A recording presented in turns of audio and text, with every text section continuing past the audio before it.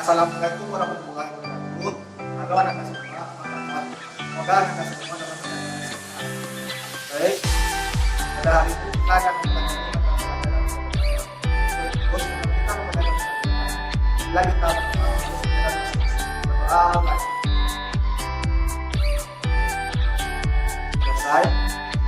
Itulah, pada hari ini kita akan mempelajari mata pelajaran yaitu peraturan perundang-undangan dalam sistem nasional. Simaklah video ini.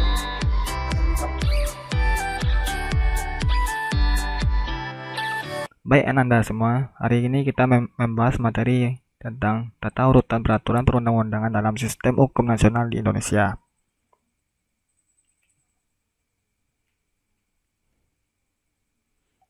Baik, tujuan pembelajaran kita hari ini yaitu pertama, menata tata urutan peraturan perundang-undangan dalam sistem hukum nasional di Indonesia secara adil.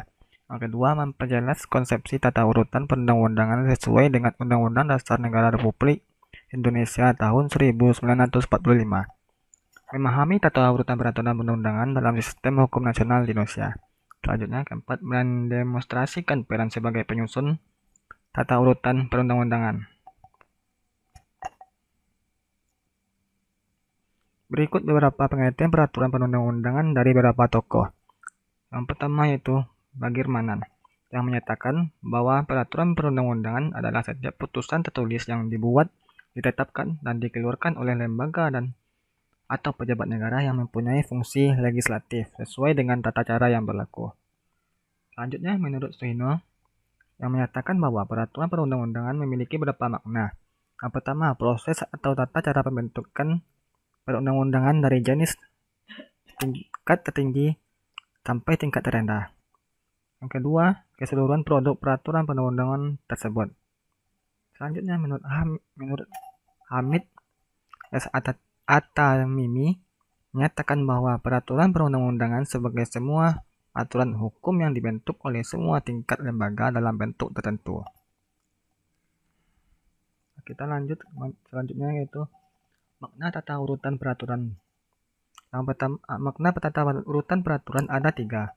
Yang pertama yaitu peraturan perundang-undangan. Berdasarkan Undang-Undang Dasar Negara Republik Indonesia tahun 1945, Pasal 1 ayat 3 tertulis bahwa yaitu negara Indonesia adalah negara hukum. Oleh karena itu, segala kegiatan penyelenggaraan pemerintah harus berdasarkan pada hukum yang berlaku. Hukum yang dimaksud adalah peraturan undang-undangan berupa dokumen tertulis yang dibuat oleh lembaga atau pejabat berwenang, seperti DPR, DPRD, Presiden, dan Gubernur. Yang kedua, peranan peraturan perundang-undangan.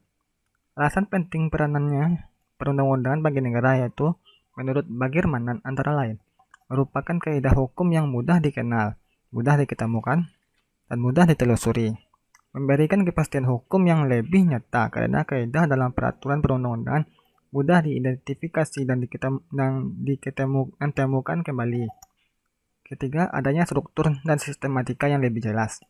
Yang keempat, pembentukan dan pengembangan peraturan perundang-undangan dapat direncanakan. Selanjutnya, menurut Bagirmanan, fungsi peraturan perundang-undangan memiliki dua fungsi, yaitu internal dan eksternal. Menurut fungsi internal berkaitan dengan keberadaan peraturan perundang-undangan dalam sistem hukum suatu negara. Yang kedua, fungsi eksternal. Peraturan perundang-undangan terdiri dari fungsi perubahan, stabilisasi, dan kemudahan. Sementara itu, menurut Aan Shipman menyatakan bahwa peraturan perundang-undangan memiliki dua fungsi, yaitu pertama sebagai penyataan efektif dari kebijakan yang dibuat oleh pemerintah. Yang kedua, sebagai hukum yang menjadi sebuah langkah penting bagi suatu negara dalam upaya perubahan perilaku. Berikutnya yang keempat, tata urutan perundang-undangan di Indonesia. Berikut tata urutan peraturan perundang-undangan di Indonesia dapat dilihat pada tabel berikut. Menurut tata urutannya berdasarkan ketetapan MPRS nomor 20 MPRS 1966. Dapat kita lihat itu ada 6 dan menurut MPR nomor 3 MPR 2000 dan menurut Undang-Undang Nomor 10 Tahun 2004 ada 5 tingkatan, dan menurut Undang-Undang Nomor 12 Tahun 2011 ada 7 tata urutannya. Undang-Undang Dasar Negara Republik Indonesia tahun 1945.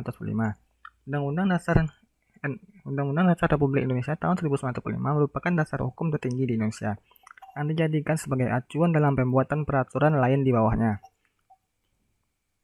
Undang-Undang Negara Republik Indonesia tahun 1945 mengalami beberapa kali perubahan.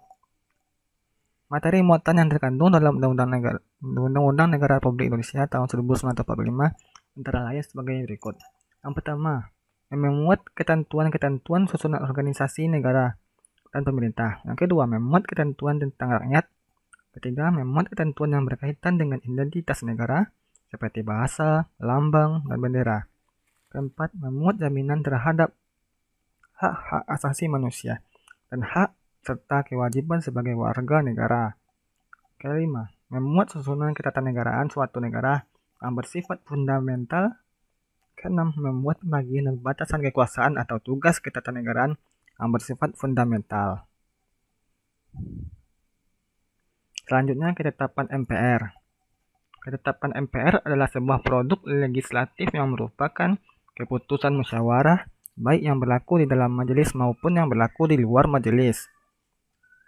Istilah tersebut diambil dari MPRS pada sidang pertama tahun 1960.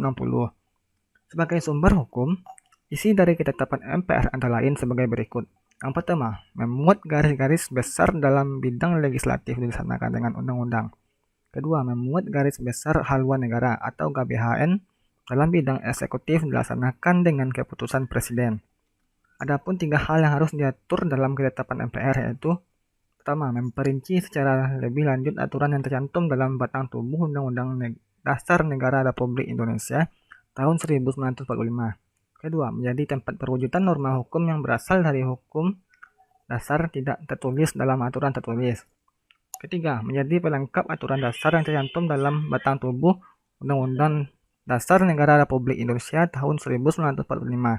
Dan ketetapan. Nah, bagaimana Anda semua? Anda semua sudah paham apa yang Bapak telah sampaikan? Semoga apa yang Bapak sampaikan pada hari ini bermanfaat bagi Anda semua. Untuk video kali ini Bapak cukupkan sampai di sini. Bapak ucapkan Assalamualaikum warahmatullahi wabarakatuh.